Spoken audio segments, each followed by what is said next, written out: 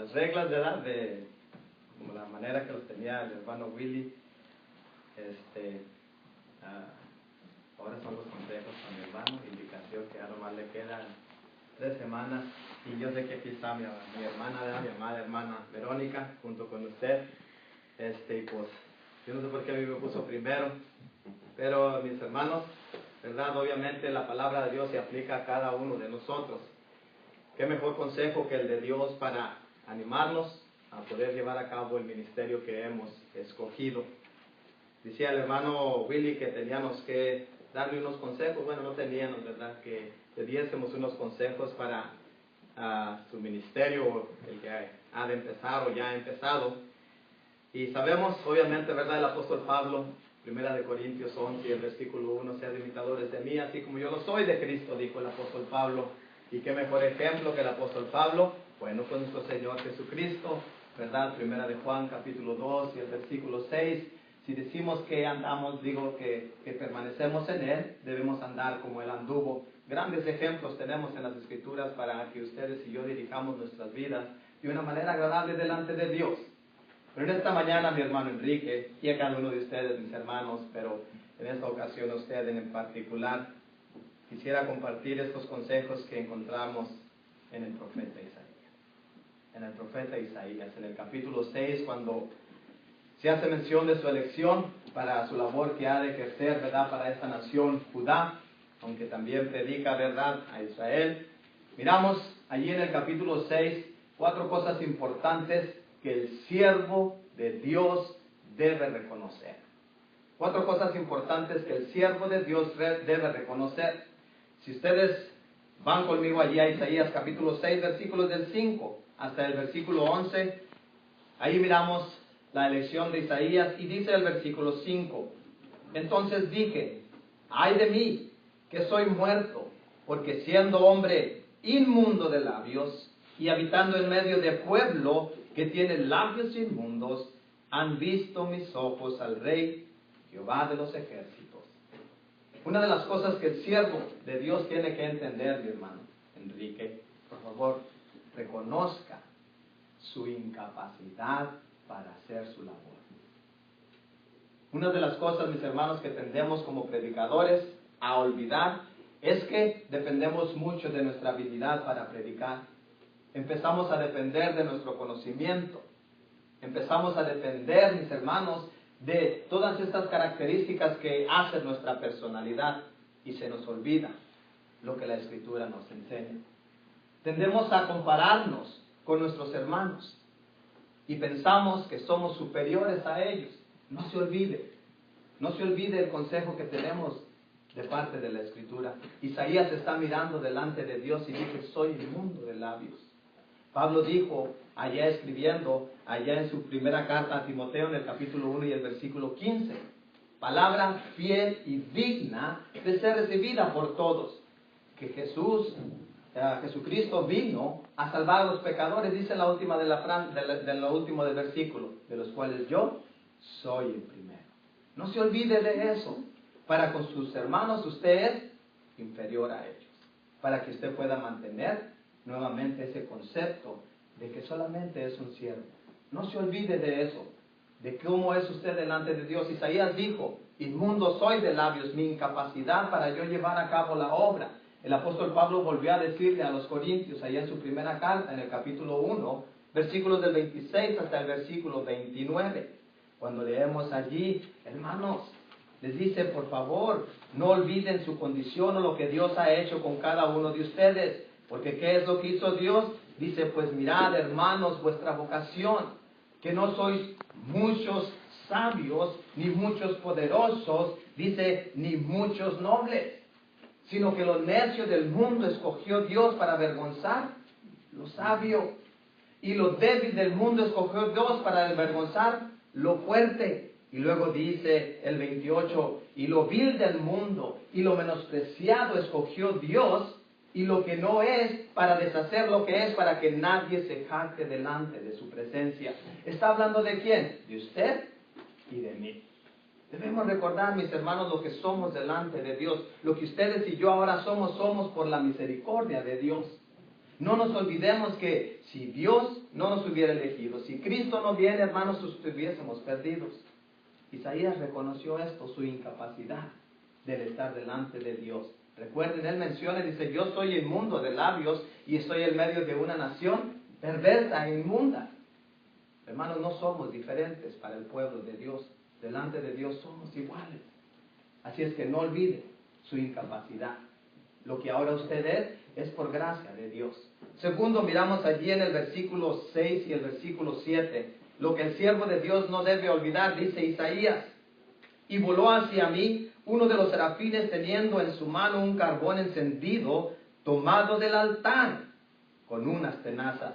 Y tocando con él sobre mi boca, dijo, he aquí, que esto tocó tus labios, y es quitada tu culpa y limpiado tu pecado. Debe reconocer usted la dependencia de Dios. Debemos reconocer nuestra incapacidad y que es Dios solamente el que nos puede capacitar para llevar a cabo lo que Él nos ha propuesto que hagamos. Recuerden, ahora Isaías está mirando en esta visión que es el ángel el que desciende al altar de Jehová. Toma aquello necesario para purificar a Isaías. Mis hermanos, es Dios quien nos capacita a nosotros para llevar a cabo este ministerio. El apóstol Pablo fue quien le dijo a los filipenses, recuerda en el capítulo 1 y el versículo 6, estoy persuadido de esto, que el que ha comenzado la obra en vosotros la perfeccionará hasta el día de nuestro Señor Jesucristo. Hermanos, es Dios quien nos capacita. Y vuelve a repetir en el capítulo 2 y el versículo 13, porque es quien Dios, el que les da el querer como el hacer. Mis hermanos, nosotros necesitamos de Dios. No es tanto mi habilidad, no es tanto mi conocimiento, obviamente. Para yo adquirir el conocimiento se me amonesta a que crezca en ese conocimiento. Efesios capítulo 4, versículos del 11 al versículo 14, ¿verdad? Segunda de Pedro capítulo 3 y el versículo 18, o capítulo 1, versículos 5 y 6.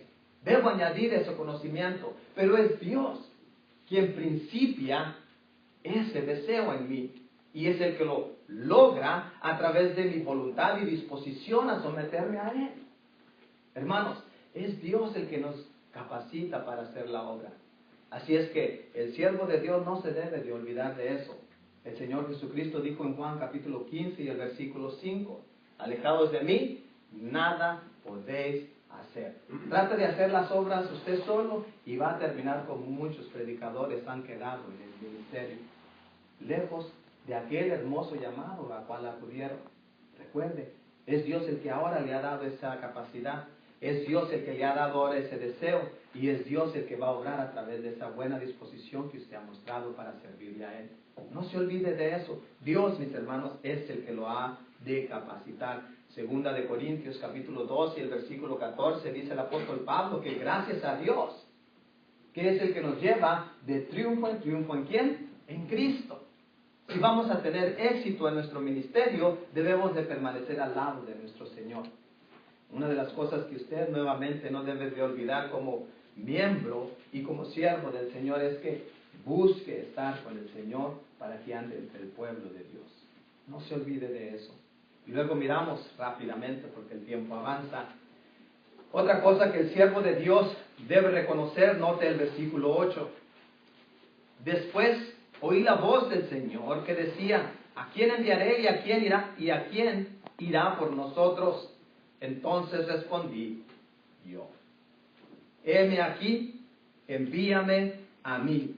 El siervo de Dios debe reconocer el llamado de su Señor.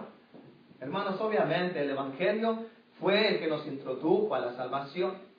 Pero ahora ustedes y yo voluntariamente cedimos a servir en esta capacidad a nuestro Dios. Él dijo, ¿a quién enviaré? Y usted solo dijo, heme aquí, envíame a mí. Isaías sabía lo que tenía que hacer, porque al responder el llamado reconoció la responsabilidad. No se olvide de eso, reconozca la voz de su Señor. Antes de oír los desánimos del mundo y de aquellos que lo rodean de entre sus propios hermanos, recuerde que es Dios quien le dijo, ¿a quién enviaré? Y usted fue el que respondió, heme aquí. No retroceda, reconozca el llamado. ¿Por qué? Primera de Pedro capítulo 2 y el versículo 9, mas vosotros sois linaje escogido, real sacerdocio, nación santa, pueblo adquirido por Dios. ¿Con qué propósito? Para que anunciéis las virtudes de aquel que os llamó de las tinieblas a su luz admirable. Usted fue llamado con ese propósito. Nosotros somos llamados con el propósito de ¿qué? Pronunciar todo el consejo de Dios. Hechos capítulo 20 y el versículo 27. Todo el consejo de Dios. Pero eso ha principiado con que usted y yo reconozcamos ese llamado que Dios ha hecho. Hemos tendido ya a ese llamado, así es que no retrocedamos atrás. Recuerde que cada vez estamos más cerca de nuestra salvación. Así es que no se desanime, siga adelante. Recuerde 2 de Timoteo, capítulo 1, Primera de Timoteo, capítulo 1, versículos del 9 al versículo 11, el apóstol Pablo hablando en cuanto al llamado, mis hermanos, que hemos tenido a través del Evangelio, dice allá en Primera de Timoteo, capítulo 1, versículos, dije segunda, ¿verdad? Segunda de Timoteo 1, 9 al 11, dice, quien nos salvó y llamó con llamamiento santo, no conforme a nuestras obras, sino según el propósito suyo y la gracia que nos fue dada en Cristo Jesús antes de los tiempos de los siglos. Pero ahora ha sido manifestada por la aparición de nuestro Salvador Jesucristo, el cual quitó la muerte y sacó a la luz la vida y la inmortalidad por el Evangelio, note, del cual yo fui constituido, dice, predicador, apóstol, maestro de los gentiles. Ahora Dios, mis hermanos, ha llamado. Usted y yo hemos atendido a este llamado y ahora nos hemos constituido predicadores, pregoneros del mensaje de Dios. Y debemos de continuar haciéndolo, no olvidando este hermoso consejo. El siervo de Dios debe reconocer el llamado. El llamado fue de Dios y usted y yo hemos atendido a él. Dice allí en el versículo 9 hasta el versículo 11, lo que el siervo de Dios debe reconocer. Y dijo, anda y di a este pueblo, oíd bien y no entendáis, ved por cierto, mas no comprendáis. Engruesa el corazón de este pueblo y agrava sus oídos y ciega sus ojos para que no vean con sus ojos, ni oigan con sus oídos, ni su corazón entienda, ni se convierta y haya para él sanidad. Y yo dije, ¿hasta cuándo, Señor? Y respondió él, hasta que las ciudades estén asoladas y sin morador, y no haya hombre en las casas, y la tierra esté hecha un desierto. Lo que el siervo de Dios no debe de olvidar, mis hermanos, es el reconocer la gran labor que tiene por delante. Isaías, estando delante de Jehová, le hace la pregunta, ¿y hasta cuándo he de predicar todo esto? Jehová le dice, hasta que todo esté lleno. En esta ocasión, para usted, para mí, para cada uno de ustedes, mis hermanos, ¿hasta cuándo debemos continuar predicando? Hasta que el Señor nos llame, o hasta que Él venga por segunda vez. Lucas capítulo 9 y el versículo 62 dice, porque todo aquel que poniendo la mano en el arado y mira hacia atrás, no es apto para el reino de Dios. No mire hacia atrás. No se olvide, ¿verdad?, del cómo es que llegó aquí, pero al punto donde esté, pero no desee regresar atrás. ¿Por qué? Porque no será apto para el reino de Dios. Debe recordar que para poder obtener la corona al fin de su carrera, debe ¿qué? Permanecer fiel hasta el fin. Esto es, hasta que el Señor venga o que este mismo se encuentre en la muerte. Apocalipsis capítulo 2 y el versículo 10. No temáis en nada lo que habéis de padecer. He aquí el diablo os echará a algunos de vosotros en la cárcel, y padeceréis por 10 días. Dice, pero sé fiel hasta la muerte, y yo te daré la corona de la vida. Y luego, ¿verdad?, cómo podemos olvidar las hermosas palabras del apóstol Pablo en su segunda carta de Timoteo, a Timoteo, el capítulo 4, versículos del 6 al 8. Yo ya estoy para ser sacrificado. Grábese bien esas palabras.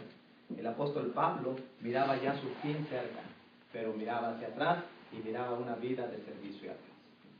Para poder alcanzar lo que dice del versículo 8 necesita reconocer toda su vida como un ministerio fiel a Dios. Estoy para ser sacrificado y el tiempo de mi partida está cercano. He peleado la buena batalla, he acabado la carrera, he guardado la fe. Por lo demás, dice, me está guardada la corona de justicia, la cual me dará el Señor, juez justo, en aquel día. Y no solo a mí, sino a todos los que aman su venida. Así es que, ¿hasta cuándo debe continuar usted predicando? Reconozca la gran labor.